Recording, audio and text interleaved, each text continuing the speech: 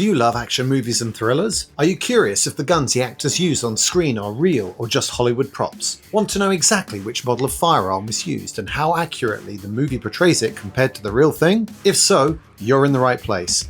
This channel was made for you. Hello and welcome to Hollywood Guns. I'm your host Wilson. Whether you're into action flicks, classic thrillers or unforgettable TV shows, this is the place where movie magic meets real-world firearms.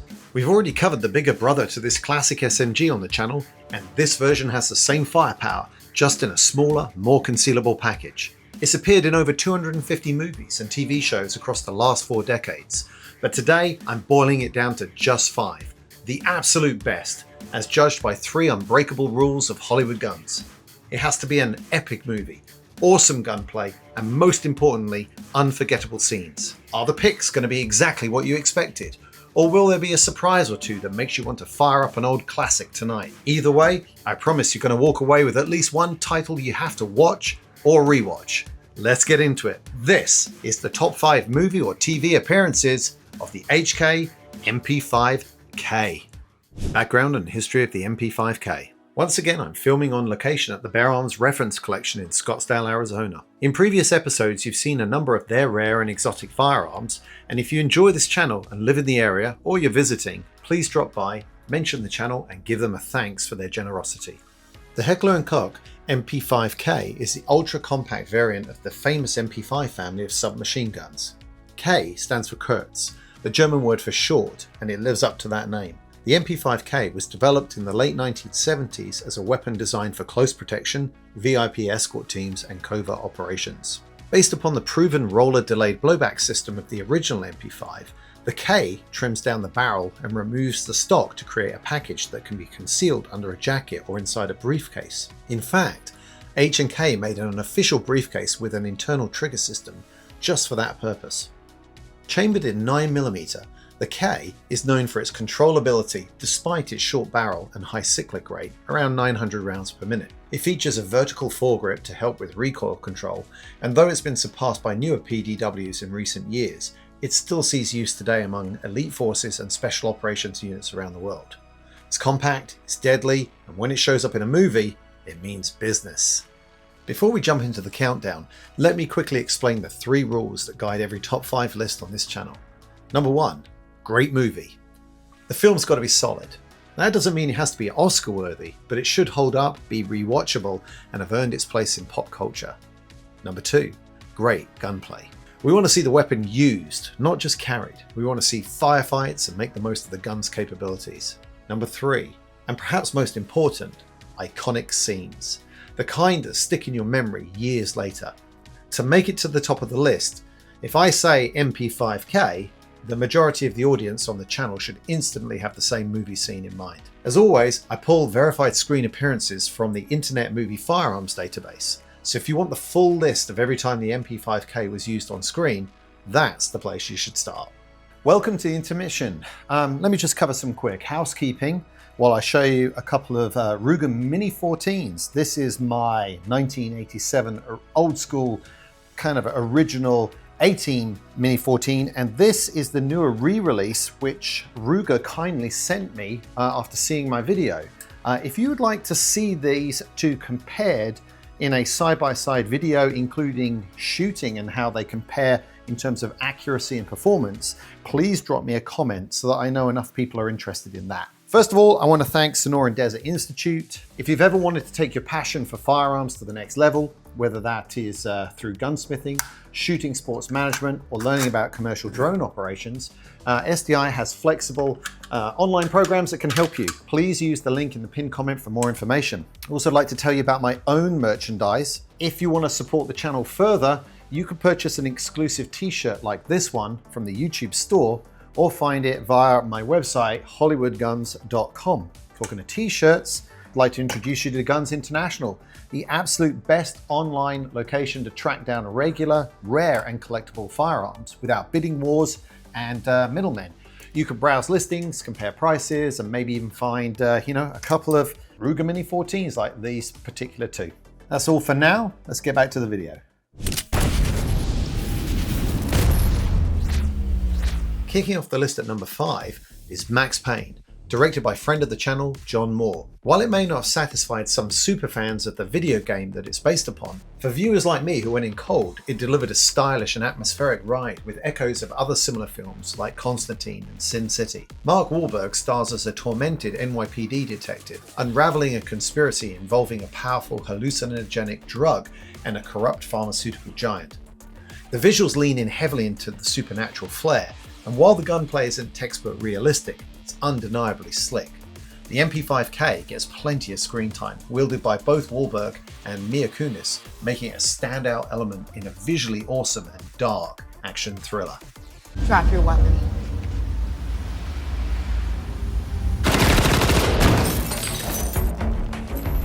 Be careful with that thing. Come on now, Mona.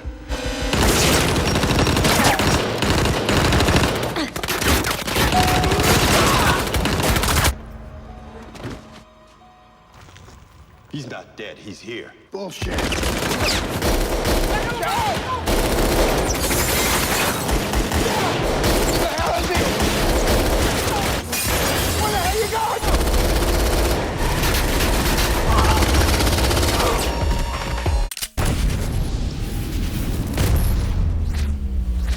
As you know, I always reserve the number 4 slot for a British production, and this time it's my favourite Pierce Brosnan outing in the James Bond franchise, Tomorrow Never Dies. In this film, Bond faces off against one of the more original villains of the series, media mogul Elliot Carver, who plans to engineer a war between the UK and China just to boost ratings and secure exclusive global broadcasting rights. It's Bond versus the fake news, long before that became a buzzword. Teaming up with Chinese intelligence agent Wei Lin, played by the equally formidable Michelle Yeoh, who serves as the perfect yin to Bond's yang, 007 must stop a stealth ship from launching a cruise missile and igniting global chaos. And while his truster Walter P99 makes several appearances, it's the MP5K PDW that gets the spotlight in the film's explosive third act. Bond acquires it from one of Carver's henchmen and uses it to lay waste to the bridge of the stealth ship during the final assault. I must admit, I had forgotten how much MP5K screen time there is until rewatching the film for this episode. The gunplay is slick, the staging is really dramatic on the ship, and Brosnan brings just the right amount of cold efficiency to make it all sing. If it wasn't for reserving this for the British slot, or if the scenes had that next level memorability required by my top 5 rules, this one could easily have landed a couple of spots higher.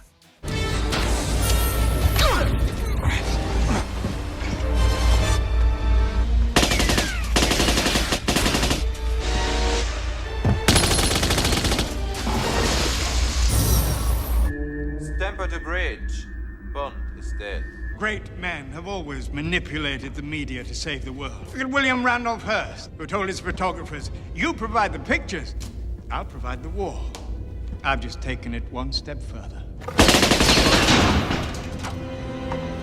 Sorry about that. I tuned out there for a moment, Elliot. Touché.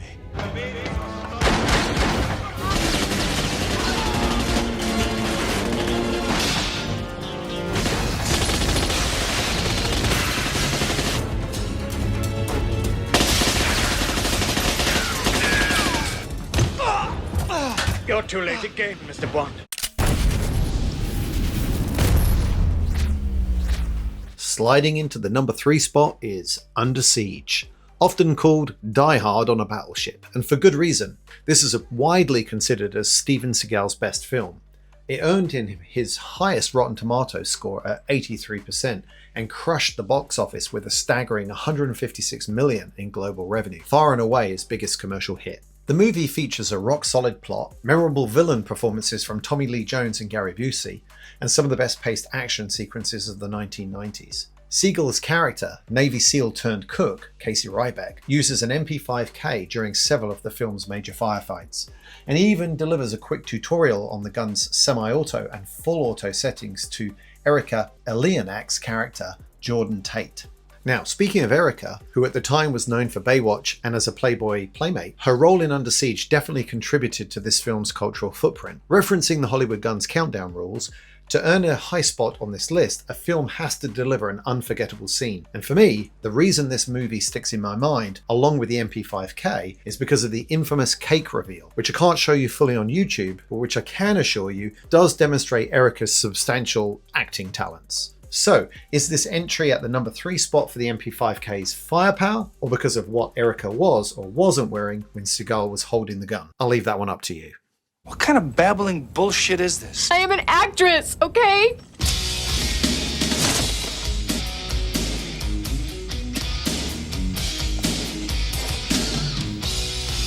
I'm gonna give you this assault rifle. It's an MP5. There's a selector switch on it. One is fully automatic, one is semi-automatic. The definition of semi-automatic is for when you depress the trigger, one round will go off. Here we go.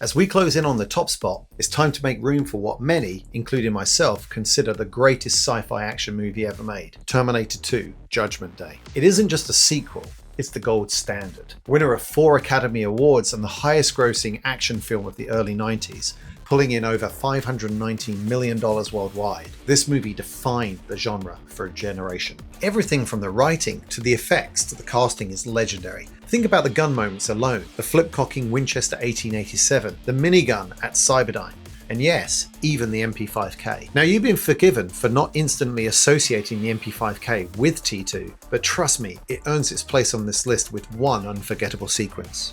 The scene. The T-1000 hijacks a police motorcycle just after the Cyberdyne shootout, leaps into a helicopter with it, yes, into it, and proceeds to chase the Connors down the freeway. And in his hands, the HK MP5K. It's used mid-flight, mid-chase, as the T-1000 unloads through the shattered windshield, one round ultimately striking Sarah Connor in the leg. And for those with a sharp eye, you'll notice he even grows a third arm so that he can fly the chopper and reload the gun simultaneously. Blink and you'll miss it, but that little detail in there is pure James Cameron.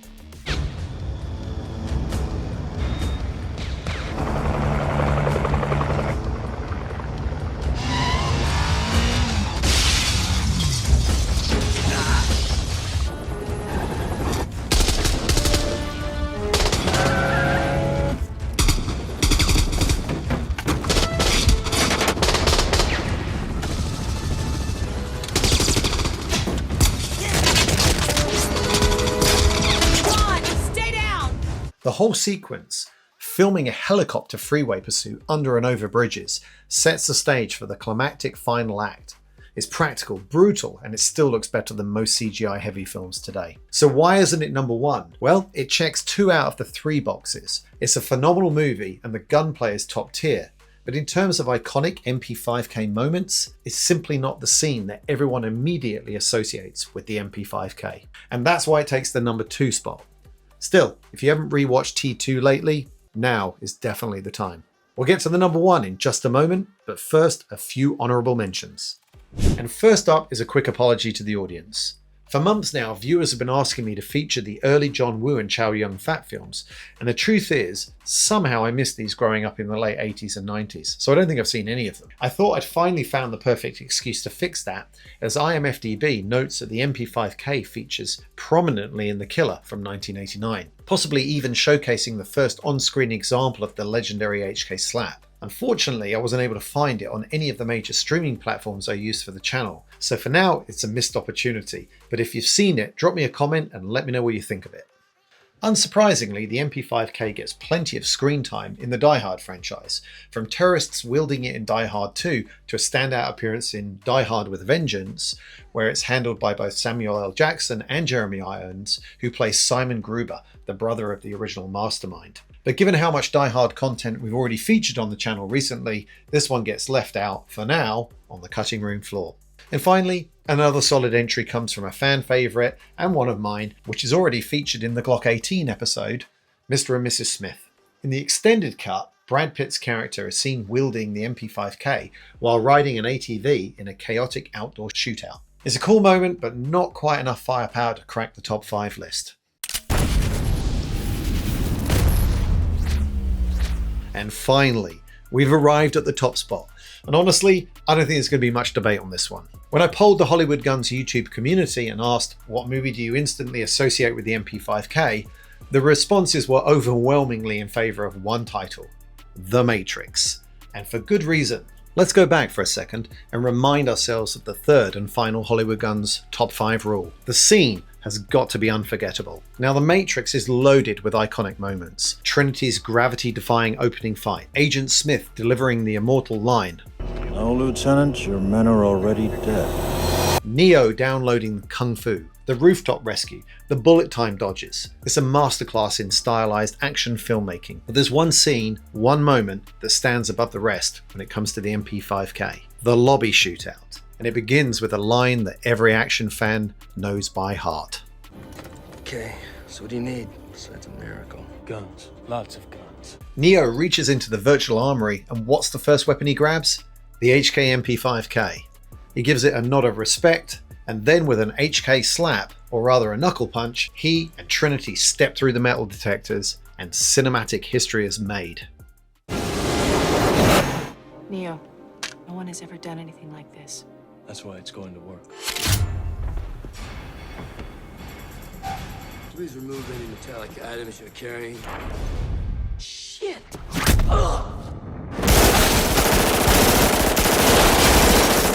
And that, ladies and gentlemen, is a wrap.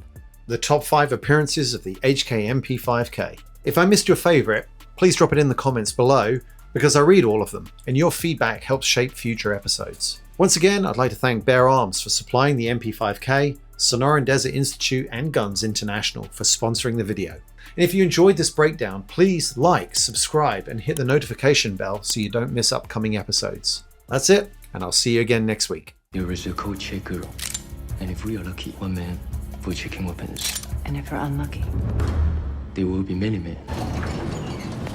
Can I take your